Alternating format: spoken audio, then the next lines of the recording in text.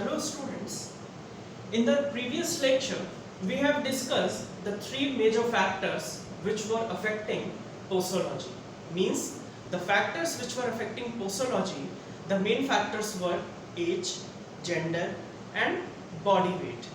On the basis of these three factors we have to calculate the dose in our next lectures. So I have considered that three factors are the main factors which could affect the posology. Now in this continuance with the factors affecting posology topic, today's lecture will be based on another three factors which could affect the posology. So in this lecture we will be discussing three factors. Number one, route of administration. Number two, time of administration. And number third, environmental factors.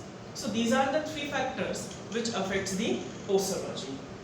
Now about the first topic, that is route of administration. How does this route of administration affect the posology? किस तरह से route of administration posology को affect करता है? ठीक? तो with the help of this chart, as you are seeing on the board, मैंने यहाँ पे on the basis of its order कि कौन से डोजेज फॉर्म्स हमारे बॉडी में जल्दी एब्जॉर्ब होते हैं, डिस्ट्रीब्यूट होते हैं, मेटाबोलाइज होते हैं, एक्सक्रीट होते हैं. तो on the basis of its pharmacokinetics I have make a chart और a table. On the basis of that you will be coming to know that which type of route of administration or which type of dosage form could affect the posology. So as you can see, number one is solid dosage forms. Solid dosage forms क्या हैं? That these are the dosage forms which we are taking through with the help of mouth. तो जो भी चीजें हम जो भी solid dosage forms generally majorly जितने भी solid dosage forms हैं, जब हम उसको अपने माउथ के थ्रू एडमिनिस्टर करते हैं with the help of oral route से, हम जो भी डोजेज फॉर्म लेते हैं वो मेजरली क्या होते हैं, उन्हें फर्स्ट पास मेटाबोलाइज होना होता है. तो फर्स्ट पास मेटाबोलाइज होने के लिए एब्जॉर्प्शन के लिए टाइम लगेगा, डिस्ट्रीब्यूट होने में टाइम लगेगा, देन आफ्टर उसका मेटाबोलाइज होने में टाइम लगता है. देन तो क्या हो रहा है यहाँ पे पोसोलॉजी कैसे इफेक्ट कर रही है, कोई भी हम डोजेज फॉर्म को एडमिनिस्टर कर रहे हैं तो route of administration means oral route के थ्रू हमने सॉलिड डोजेज फॉर्म को लिया है, एडमिनिस्टर किया है. तो सॉलिड डोजेज फॉर्म क्या कर रही है, एब्जॉर्प्शन रेट को कम कर रही है, डिस्ट्रीब्यूशन रेट को कम कर रही है, मेटाबॉलिज्म रेट को कम कर रही है एंड एक्सक्रीशन रेट को कम कर रही है.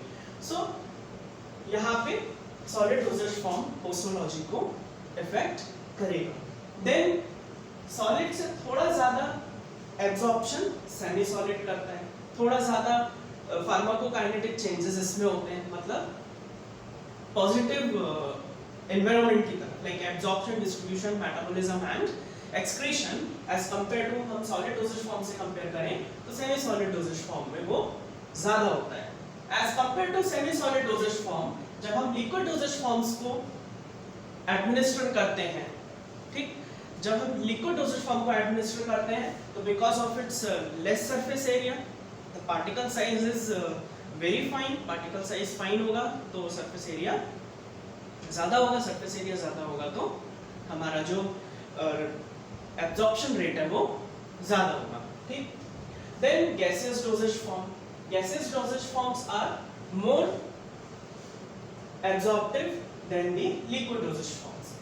And then we come to the final parenteral dosage form. अब जब हम solid, semi-solid, liquid, gaseous इन सब dosage forms को administer कर रहे हैं तो इसमें यानी कि अगर कोई ड्रग हमें ज़्यादा इफेक्ट कर, मतलब कोई कम अमाउंट का ड्रग हमें अगर प्रोवाइड कराना है, एडमिनिस्टर कराना है, या हमें पेरेंटल डोजेज फॉर्म के थ्रू हमें अपने ड्रग को इंड्यूस या एडमिनिस्टर कराना है, तो हम as compare to solid dosages form उसका अमाउंट कम रखेंगे.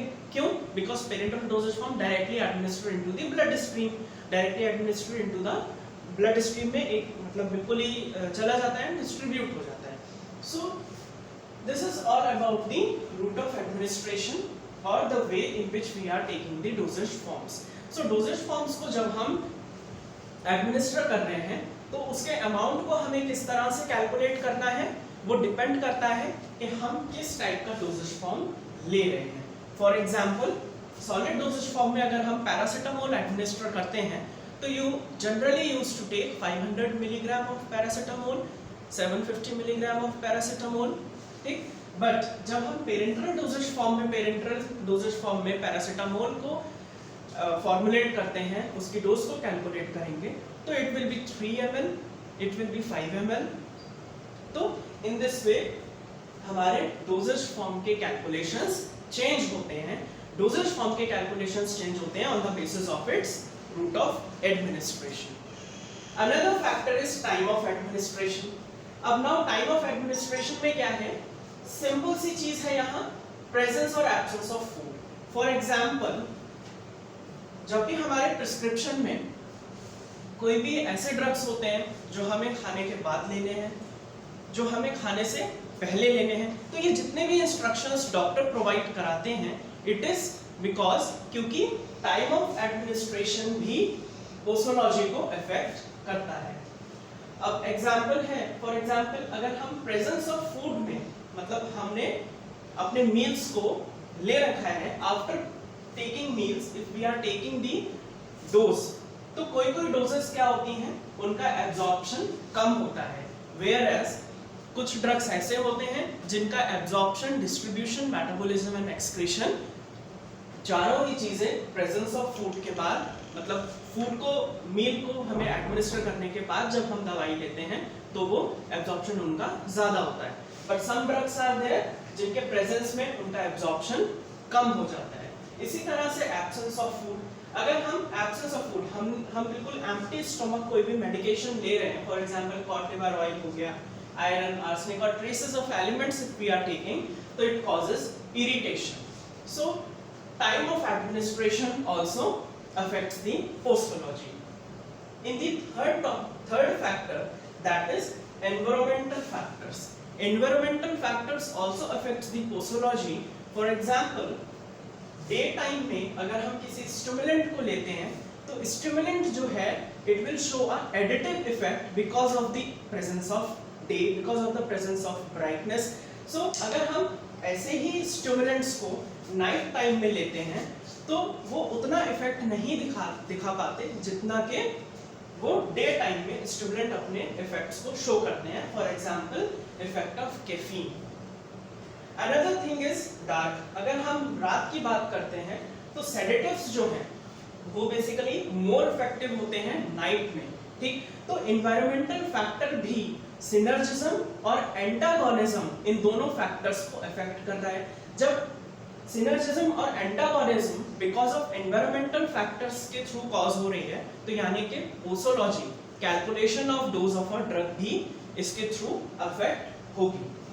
सिंपल एग्जांपल हमने यहाँ ड्रग का लिया, फॉर एग्जांपल बार्बिचुरेट्स की बात करते हैं, तो हम अगर उसमें डे टाइम में बार्बिचुरेट्स को एडमिनिस्टर करते हैं तो it is more stimulant because of the presence of day, वहां पे सिनर्जिज्म फैक्टर कॉज हुआ। वेयर एज अगर हम उसको रात में एडमिनिस्टर करते हैं तो barbiturates are less stimulant as compare to if we are administering it in day. In our next lecture we will be discussing emotional factors. Thank you.